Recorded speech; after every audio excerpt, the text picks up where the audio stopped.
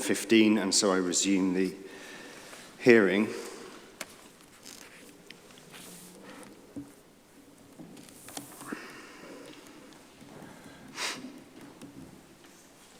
Just before moving on to policy EC3, I just wanted to ask the Council that if we did agree with the points made about, well, particularly about small sites in the supply, what in the Council's view would be the remedy for that?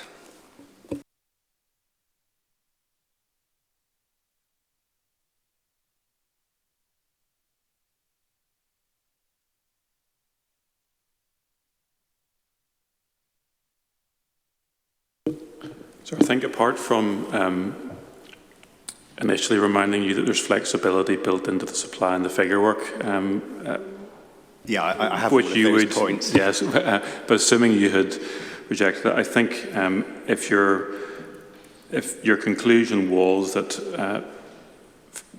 there was not enough land allocated within EC1 to address those concerns, we would need to look at finding other sites and revisit the site selection process that has been carried out.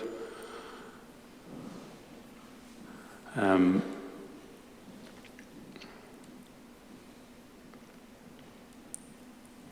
thinking it through aloud, there may also be a need to look at the implications of that for the green belt boundary.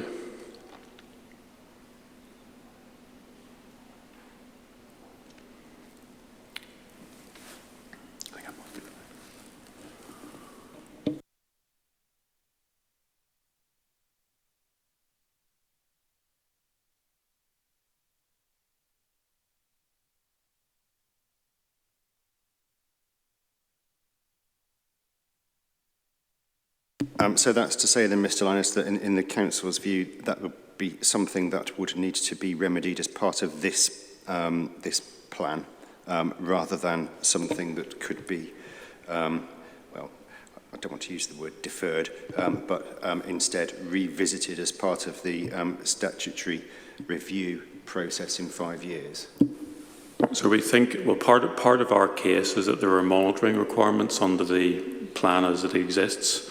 And our primary case is that that is part of the flexibility that is being offered through the local plan policy. So our upfront case is that there would be scope within the plan as it stands to deal with any concerns you had about the shortfall of those sites. But if you were to reject that case, then we'd be looking at site allocations. But to answer your question directly, we think there would be scope within the monitoring within the plan, which itself refers to the review process to deal with that concern in the first instance. Okay, thank you for that. Mrs. Gabrielasi. Thank you. I was thinking about this in the break, and in terms of alternative sites, and I would have thought if that was to be a next stage as part of modifications, there would be the reconsultation on that. I did find that there was a consultation regarding sinks by the City of York. It was back in 2017, which was before I'd been involved with our particular site for our client, which it was specific to sinks. So I'm struggling to understand why we cannot consider the Poppleton Glassworks sites as part of further consultation, because the Council's own ecology department had certainly considered it at some point in the past. I suppose if it's the North Yorkshire County Council, that they would also be consulted too, and that does allow the opportunity, rather than waiting for potentially another round of a local plan. And if the two don't align in terms of consultations with another authority or third party regarding sinks, and a future local plan, that will never get to a positive point on this particular matter. Okay, if it helps, from our perspective as inspectors examining this plan, our starting point at least is that we are not in the business of telling the council what sites should be in the plan. So if we were to conclude, as you invite us to, that more land needs to be brought into the plan.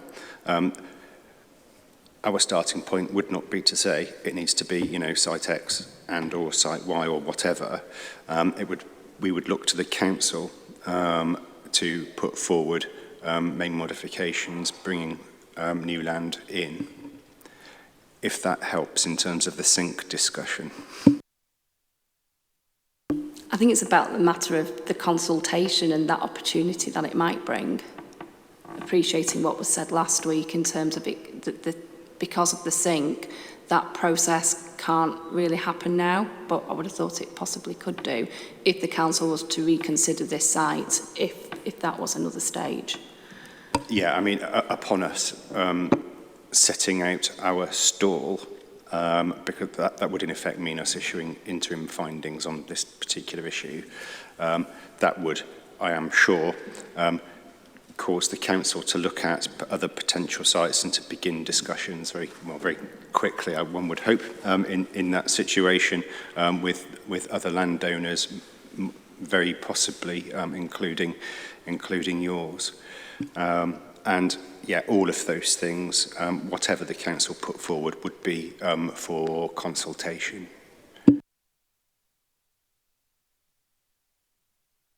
Mr. Merritt. I can make just two. If I can make just 2 points. One is coming back to the earlier discussions about sustainable development. We made this strong point that the out-of-city sites should have an element of employment within them, and I'd commend that as a point that might be pertinent to addressing this particular issue, but also addressing, as I say, our concern that you have more genuinely sustainable local, self-supporting local communities with that element of employment.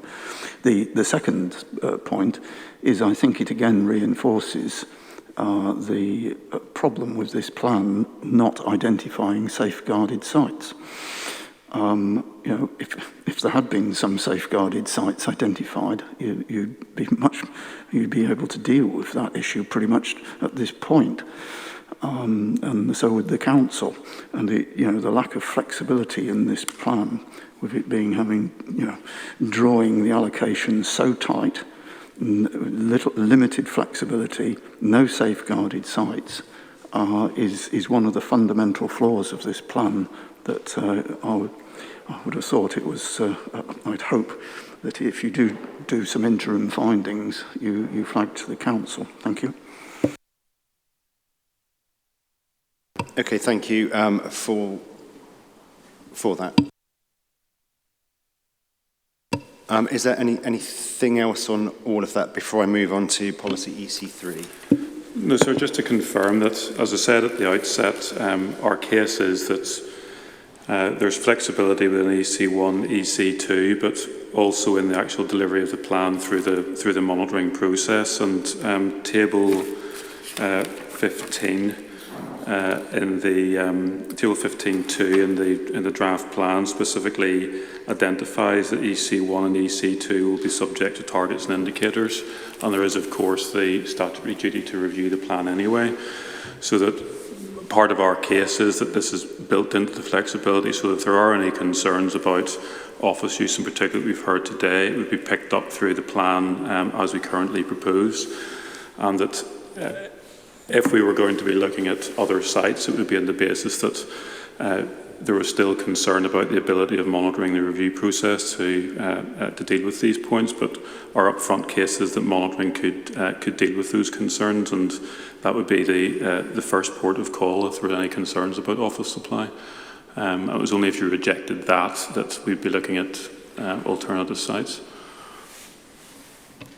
And on Mr. Merritt's point, because you say your main case, well, part of your main case at least, is the plan or those policies being subject to indicators in the monitoring framework and also the statutory review process. Mr. Merritt, I suspect, will say, well, yes, but at that point, you've got greenbelt boundaries that have been set, which would make it more difficult to bring in additional land. And the council says to that, presumably, does it, if that were the situation, then we would, in all likelihood, be able to demonstrate exceptional circumstances.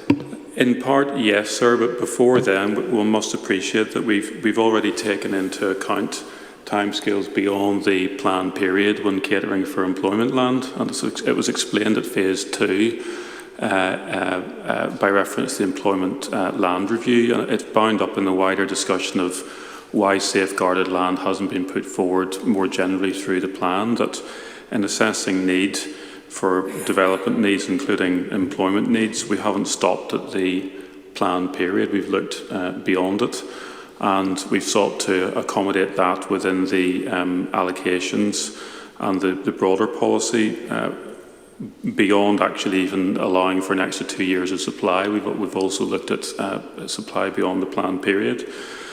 So we have already built the concern expressed by Mr. Merritt into the policy making, and we've also responded to consultation, which suggests that safeguarded land was not preferred, that the certainty of allocations was.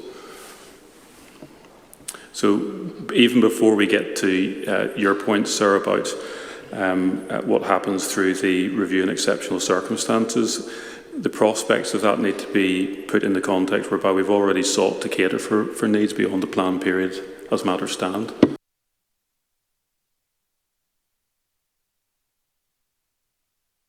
Okay, thank you all. We have sufficient clarity. Thank you. Let us move then all the way to policy EC3.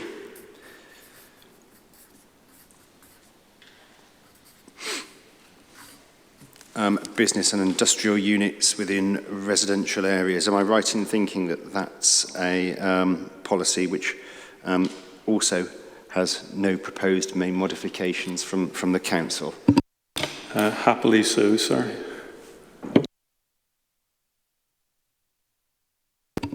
Very, very quick off the mark there. Go on, Mr. Merritt.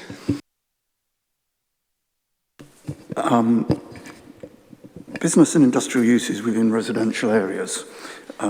We've previously raised, in the context of the impact on the housing supply in the city, the considerable growth of Airbnb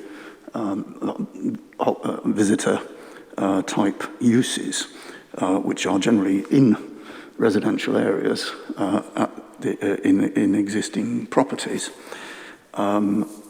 I won't go over what we previously said about that in terms that we previously argued, but what I would like to flag to you, sir, is there is some additional evidence on this issue which also touches on some of the adverse impacts of this type of use in residential areas on neighbours from antisocial behaviour and other issues. And that is a paper that's going to the Council's Housing and Community Safety Scrutiny Committee tomorrow. And I would like to suggest that that should be included as part of the evidence base, and that you can take into account, as I say, it also gives some of the figures that we touched on, but in more detail than we gave at that previous hearing on student housing.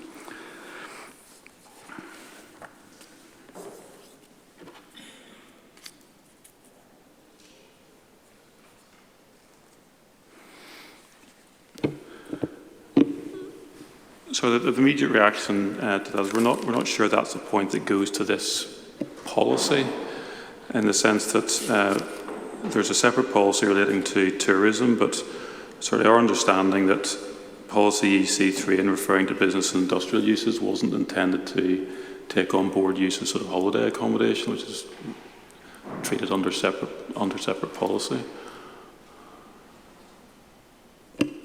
I'd accept it might also come under EC4, but as I say, in effect they are businesses operating in residential areas, and they certainly have impacts in those residential areas. And there've been a number of complaints about that from the public. It's been in the local press over the last couple of years, I and hope that's why I you'll- thought it was appropriate to raise it here. I hope you'll forgive me, Mr. Mayor. I'm being exceptionally slow, perhaps not for the first time.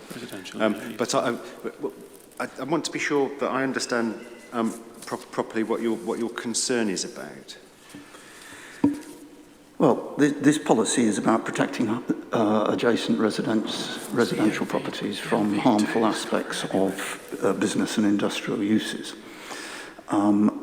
One of the problems with some of the holiday lets is their use by visitors to the city who go and indulge themselves in our extensive set of hostelries and come back and cause enormous disturbance and nuisance to the neighbours of these properties. That's what I meant by, ASB, antisocial behaviour issues, and it's a genuine issue. Rowdiness in Airbnbs and the like. Yes, and changing the character of existing residential areas and reducing the amenity of them. I suppose the difficulty with that is whether they're considered a business use under planning legislation. So, for example, if I had a house in York and I decided I'd go and live somewhere else and then let it out on Airbnb, I wouldn't actually need any planning permission to do that, so that I'm not caught by any policy in the plan. Yes, sir. I think this comes back to the point that, first of all, we probably need greater clarity in the glossary about what these policies are referring to. So if there is scope for uncertainty over the point about whether business and industrial uses covers that, we can address that point in the glossary. But as I've said, our position was that we weren't envisaging that the Airbnb issue that Mr. Merritt has raised would be covered by this policy.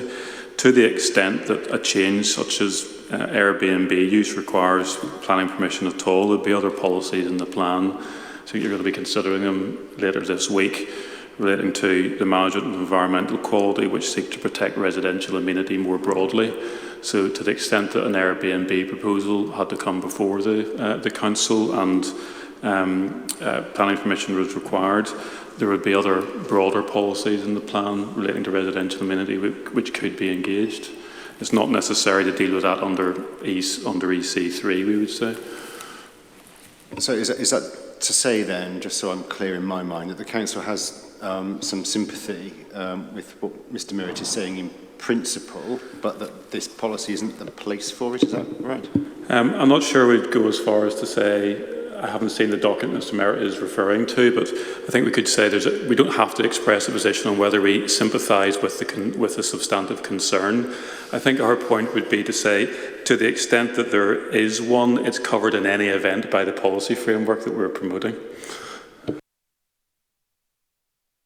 So if something came before the council that involved a use of that type, that had the potential to cause issues for neighbouring residents, you're telling us that there are other policies in the plan which would allow the council to tackle that? Yes, I mean, ENV2 is the immediate example that comes to mind, but others will obviously be considered at other sessions. But there will be development proposals that are likely to have an environmental impact on the amenity of the surrounding area, including residential amenity, must be accompanied by evidence that the impacts have been evaluated and the proposal will not result in loss of character, amenity or damage to human health. So it's a broad policy which could be engaged where any concerns about antisocial behaviour are raised through the application process. It's ENV2 on page 197 of the publication draft. Just need to check. There may be amendments proposed to that policy in the hearing statements, but the broad function of the policy remains the same. But policy EC3, as the council sees it in referring to businesses as it does, the council has more in mind B-use type, yes. B-class type uses. Yes, and I think, as I said before, there's scope to look at the reference to economic development within the glossary to clarify what the scope of this policy as well as EC2 is.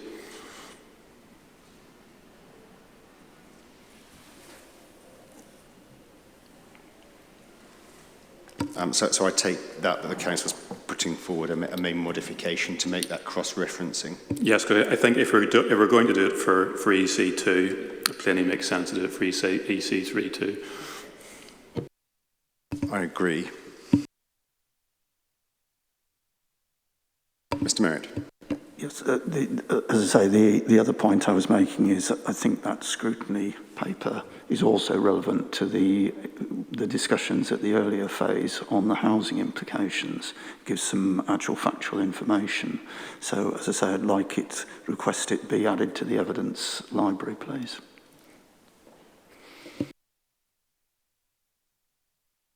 I don't think that isn't something that we've seen previously, is it? Is that right? No, this is an entirely new document. It's been produced by the council in response to the central government consultation on developing a tourist accommodation registration scheme in England. But there's a lot of factual information in there that is pertinent to the discussions that we previously had. Okay, I suspect that our accepting that and putting it in the examination library isn't going to be problematic, but if I can ask the council to have a look first of all. Yes, we'll have a look at. We haven't seen the document. We're not convinced at this stage it's necessary because, as we've mentioned, there's a mechanism to address the concern that's been raised by Mr. Merritt, but we can have a look at the document and consider whether it's worth adding it to the library. I suspect that what Mr. Merritt will say is that he would like us to have sight of that so that we can have it in mind when we discuss the relevant development management policies to make sure that they are fit for purpose. Understood, sir. We'll take it away. Good, thank you. But it was also about the actual facts on the degree of residential property loss to this use. And on the assumption that we're going to accept it, we will read those words and we will see what it says on those points too.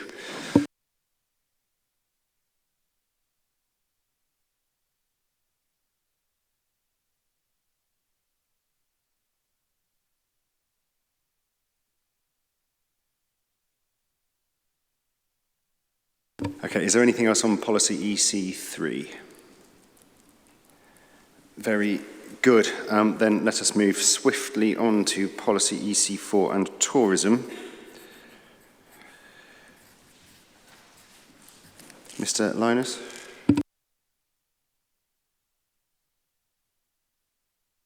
Again, there aren't any modifications proposed to this policy, and as I said in opening, the purpose behind EC4 is to support what we regard as a strong and existing sector within the York economy that's important for economic growth, and that's consistent with the MPPF paragraphs 21 and 28. We don't understand there to be a significant concern being expressed over this policy, and as I said, we haven't proposed any modifications at this stage to it. Is anyone here to talk about policy EC4?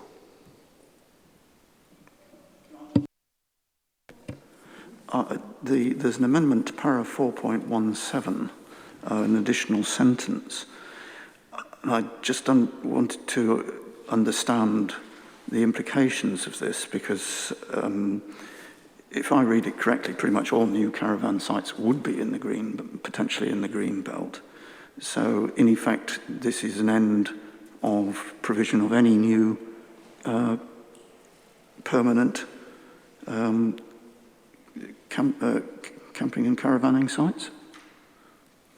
Forgive me, an amendment to which paragraph? Sorry, 4.17 on page 17 of 33 of the Council's written submission. It's the explanation to the policy. Oh, sorry, I've leapt one, haven't I? Sorry, it's EC5. Apologies, I'm premature.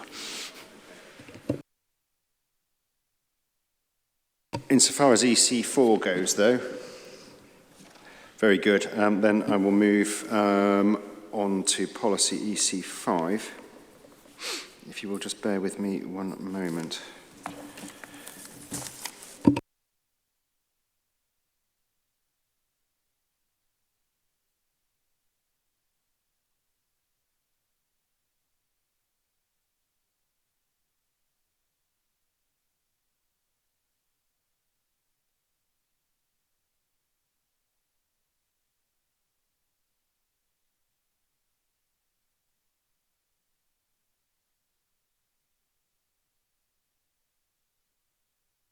Mr. Linus, first of all. EC5, I've covered it briefly in opening. Again, it's consistent with advice in the framework. The main change that has been proposed, as Mr. Merritt has identified, is in relation to paragraph 4.17 with associated changes to the penultimate bullet point in the policy. And I think the rationale for the change is to recognise that in green belt locations following the designation of the boundaries, it's right for the policy to recognise that in green belt locations, any broad support for camping and caravan sites have to be read subject to the new green belt boundary designation, and that's simply an unavoidable policy implication from the designation of the green belt boundaries. So it was right to clarify the policy to make sure that any broad support for camping and caravan sites within the policy had to be read subject to the green belt designation.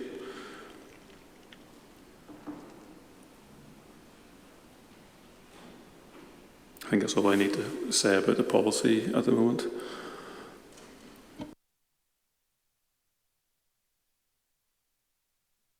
Camping and caravan sites can be quite tricky because I suppose in green belt terms, they would be a change of use of land, wouldn't they? So change of use of land is not inappropriate providing it doesn't affect openness, but caravans are almost certain to affect openness. Caravans would, if it's a material change of use of the land, obviously there would be a requirement to consider the openness. There may be specific circumstances where, because of what's on an existing site, there's scope for small-scale development to come forward. But as we said before, it's a policy reality of applying greenbelt policy in the framework. One can envisage a scenario perhaps where somebody removes some buildings or something and uses that space that's removed to compensate for the impact on openness that comes forward. So you can't rule it out. Rule it out. But I think, as we said, it's right to recognise that there's a limitation, if I can put it that way, on the support and the policy for camping and caravan sites, which is founded on the application of greenbelt policy. Is that the point you were making, Mr. Merritt? Clearly, sorry, I was just interested in the implications if there is a growth in demand for camping and caravanning visits to the city as part of other tourist business. Yes, well, I think the answer is that greenbelt policy would require either evidence of need in relation to caravan sites if there's a problem, to the extent that very special circumstances had to be demonstrated. It would be open for evidence on need to come forward in individual cases.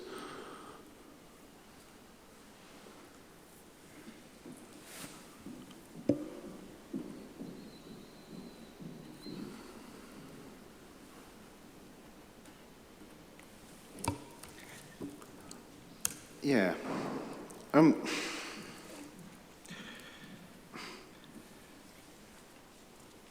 Because of the issue, I kind of get the sense that the plan is sort of pulling in two directions on this. Because on the one hand, EC5 itself is framed reasonably positively, isn't it? Mm-hmm. York's rural economy will be sustained and diversified through permitting camping and caravan sites, etc. But I wonder where geographically there is within York in the rural economy that isn't in the green belt.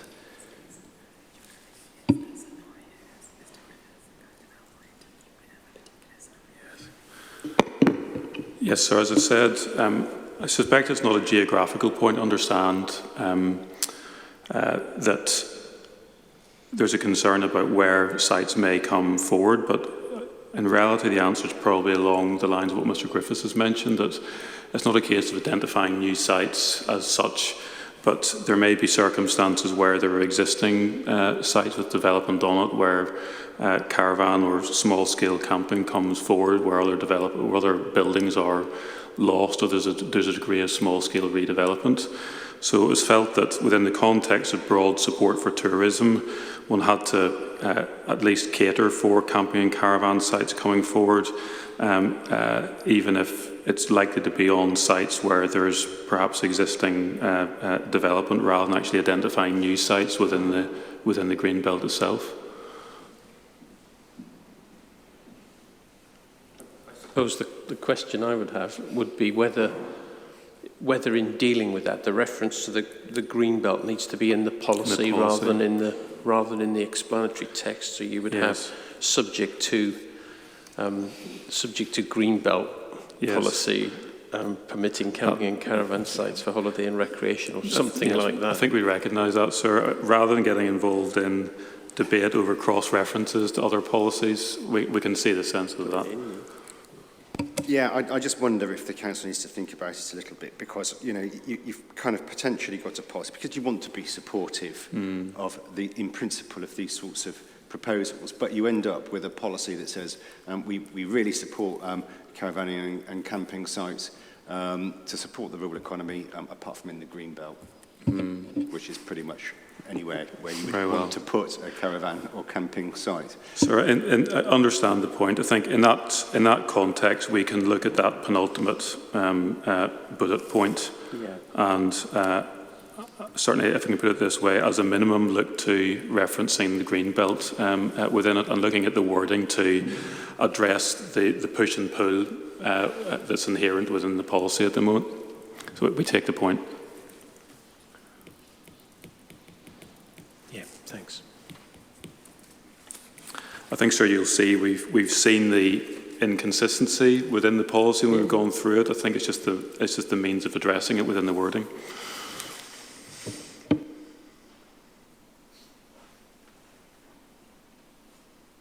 But I don't think, we went through the Greenbelt policies the other day, Thursday, was it last week? I don't think there's any reason for a corresponding change to any of those policies to deal with this, because they're not within the list of forms of development that are not inappropriate.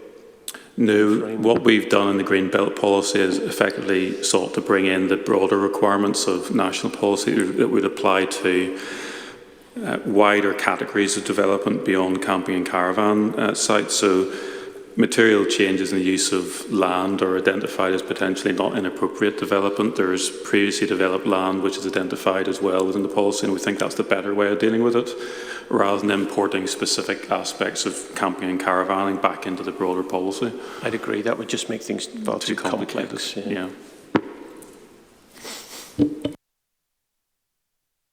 Okay, very good, thank you for that. Is there anything else on policy EC5?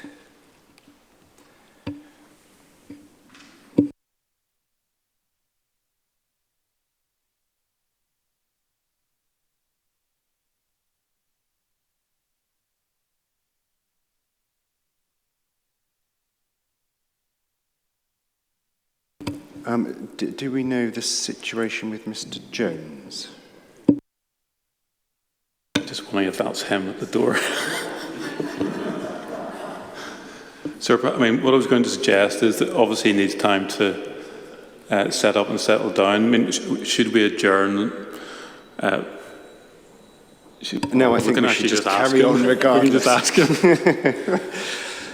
We can possibly just ask him in open inquiry rather than adjourn. Yeah, well, I'll take 10 minutes.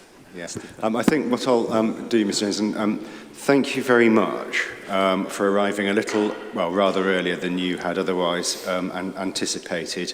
And in recognition of your efforts, I'm going to take a sort of 15-minute adjournment just to allow you to sort of settle yourself down, get your papers and thoughts together. So, on that basis, then, I make it, what's the time? 2. Okay, I make it 10 to 12. I'll adjourn the hearing to resume at 12:05. Thank you. Thank you, sir.